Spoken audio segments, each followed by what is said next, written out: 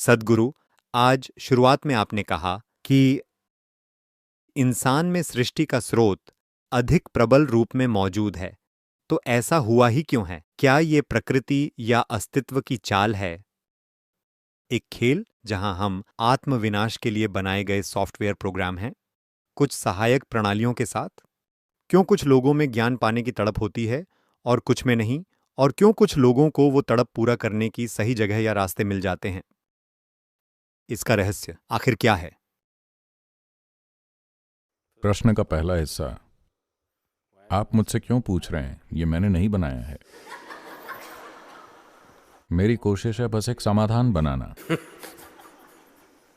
समस्या मैंने पैदा नहीं की है।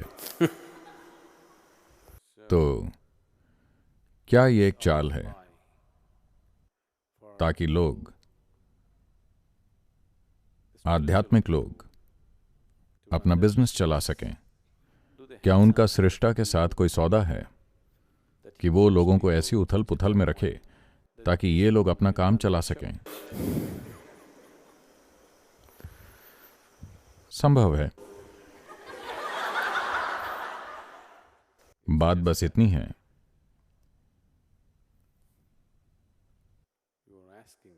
कि आप ये खास पीड़ा के साथ पूछ रहे हैं। तो मैं बस इसके साथ थोड़ा खेल रहा हूं। आपको चूहे बिल्ली का खेल पता है? कहावत है, ಇಲಿಗೆ ಪ್ರಾಣ ಸಂಕಟ ಬೆಕ್ಕಗೆ ಚೆಲ್ಲಾಟ। इसका मतलब है कि चूहे के लिए जीवन और मृत्यु का प्रश्न है, बिल्ली के लिए ये खेल है।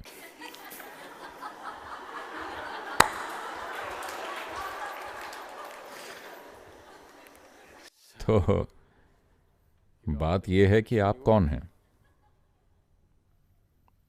तो ये सब कुछ ऐसा क्यों बनाया गया है? क्या ये इन आध्यात्मिक गुरुओं और सृष्टा के बीच किसी तरह की साजिश है? नहीं, ये सारी साजिश दूसरी तरफ से है। हम उसे हराने की कोशिश कर रहे हैं। हमारा साजिशकर्ता से सौदा नहीं है, पर हमने उससे दोस्ती कर ली है। क्योंकि अब हम उसके दोस्त हैं, तो हम उससे दरवाजे खुलवा सकते हैं। या फिर हमने चाबियां खुद ही ढूंढ ली हैं और उसकी अनुमति के बिना हम इन दिनों दरवाजा खोलने लगे हैं। अब क्यों एक व्यक्ति में तड़प है और दूसरे में नहीं? ऐसा कुछ नहीं है। सभी में एक तड़प होती है। हर किसी में अभी जो वो है उससे थोड़ा और अधिक होने की तड़प होती है ना? हर किसी में ऐसी तड़प है, वो आध्यात्मिक तड़प है। बात बस ये है कि ज्यादातर लोग इसे तब तक नहीं पहचानते जब तक कि एक निश्चित मात्रा में दर्द या पीड़ा या बुढ़ापा या मृत्यु का निरंतर भय उनके जीवन में प्रवेश नहीं कर जाता।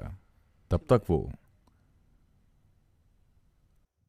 उस तड़प को पहचान नहीं पाएंगे कि वो असल में क्या है।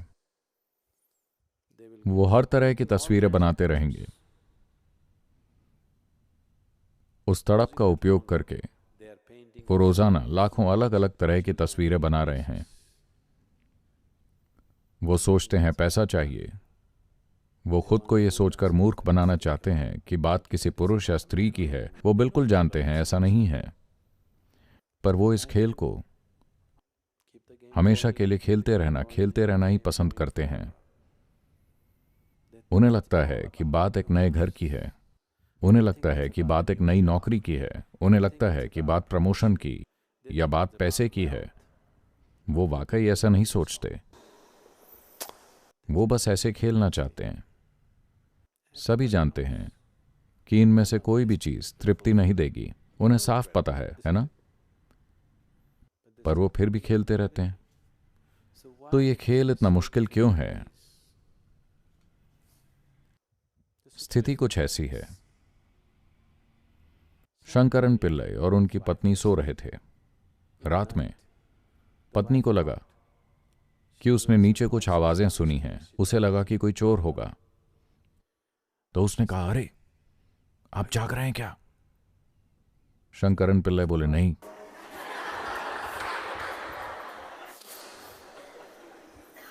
इसीलिए आप उन्हें जगा नहीं सकते। आप समझे?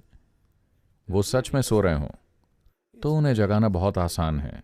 अगर वो सज्जन लोग हैं तो आप धीरे से उन्हें चूम कर जगा सकते हैं, या आप ठंडा पानी, 1 बाल्टी बर्फीला ठंडा पानी डालकर उन्हें जगा सकते हैं। पर समस्या ये है कि वो जागते हुए नींद का नाटक कर रहे हैं।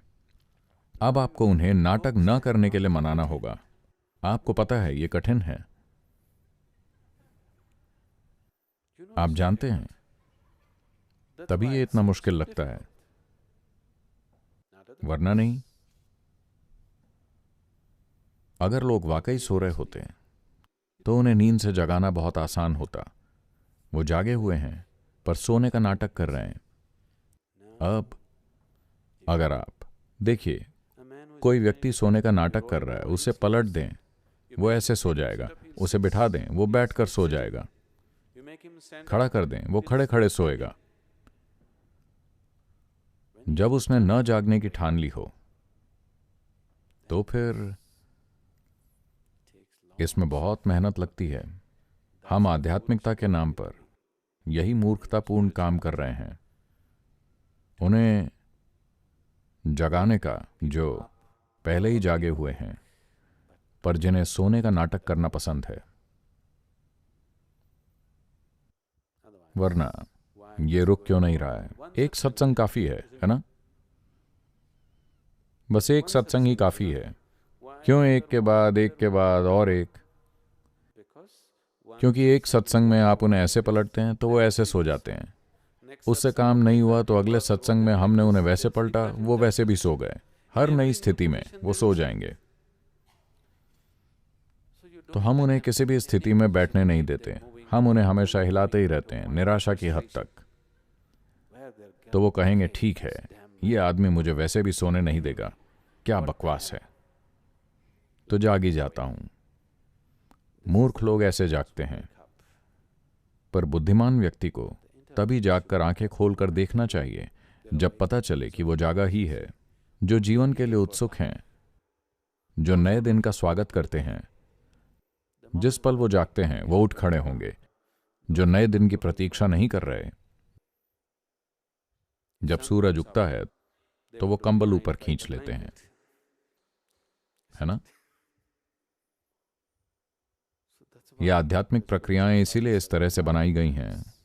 आपको ये पसंद हो या ना हो, सुबह 5 बजे नींद से उठकर ठंडा पानी और बैठ जाएं और वो सब करें जो आपको करना है। नहीं, मुझे ये पसंद नहीं है, कोई फर्क नहीं पड़ता। ये पसंद नहीं है तो भी बस करें। चाहे आप नींद में हैं तो भी घूम कर सब करें। अगर आप कुछ समय तक ऐसा करते हैं, then you will realize, what's the point pretending? Anyway, they'll make me do all these things. तो आपको एहसास होगा, नाटक करने का क्या मतलब है? वैसे भी वो मुझसे ये सब करवाएंगे, तो दिखावा करने का कोई फायदा नहीं है। आप अपने लिए कई तरह के भ्रम पैदा कर रहे हैं। जिंदगी को आपका मोह भंग करना होगा और वो करेगी। जितना जल्दी ऐसा हो उतना अच्छा है। जब जिंदगी ना करे तो गुरु आपके मोह भंग की प्रक्रिया तेज करने की कोशिश करता है। मोह भंग को एक नकारात्मक प्रक्रिया नहीं समझना चाहिए। मोह भंग का मतलब आपके भ्रमों को तोड़ना है ना? आपका मोह भंग होता है तो यह सकारात्मक बात है या नकारात्मक?